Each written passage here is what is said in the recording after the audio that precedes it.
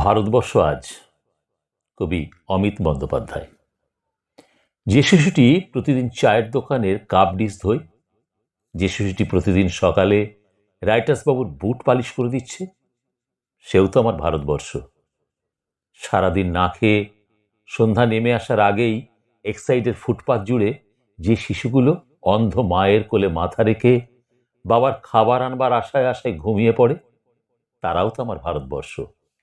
এই মুহূর্তে গড়িয়ার বেশ্যাঘরে যে মেয়েটা জন্ম নিল, সেও তো আমার ভারতবর্ষ। সেও তো আমার দেশের অংশ।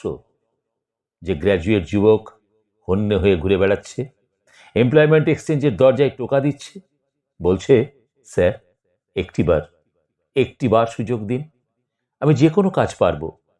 পিয়ন, ম্যাথর, ঝাড়ুদার, যে কোনো একটা কাজ হলেই আমার চলবে। বাবার কারখানা বন্ধ হয়ে গেছে, দিদির বিয়ে দিতে পারছি না, সেও তো আমার ভারতবর্ষ। ধনধান্য পুষ্প ভরা আমার এই ভারতবর্ষের মধ্যে এরাও তো রয়েছে। কোন উপমায় এদের কথা বলবো? এদের নিয়ে যখন ভাবি, পাশের বাড়ির লোকটা আমায় পাগল বলে, গলা উঁচিয়ে বলে, নিজের চরকায় তেল দিন মশাই, ওদের কথা ওরাই ভাববে। যে লোকটা মাঝরাতে রিক্সা চালিয়ে ছেলে মেয়েকে লালন করে, শুনেছি সে নাকি অনেক নতুন খবর দিতে পারে।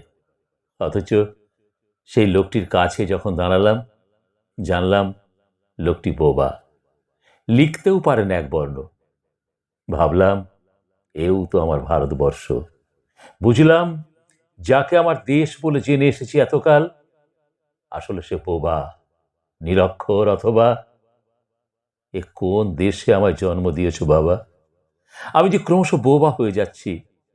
চোরাবালি টেনে নিচ্ছে পা, কালো কালো হাতগুলো আমায় পথভ্রষ্ট করছে প্রতিনিয়ত।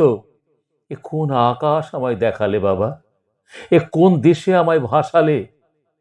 আমি যে অন্ধকারে ডুবে যাচ্ছি, পায়ে পায়ে মিলিয়ে যাচ্ছে ক্রোধ, প্রতিবাদী গানগুলো হারিয়ে যাচ্ছে কণ্ঠ থেকে, সাম্যবাদের ভাষা ভুলে যাচ্ছি ক্রমশ। আমি যে আর পারছি না বাবা, আমি যে আর পারছি না, আমি যে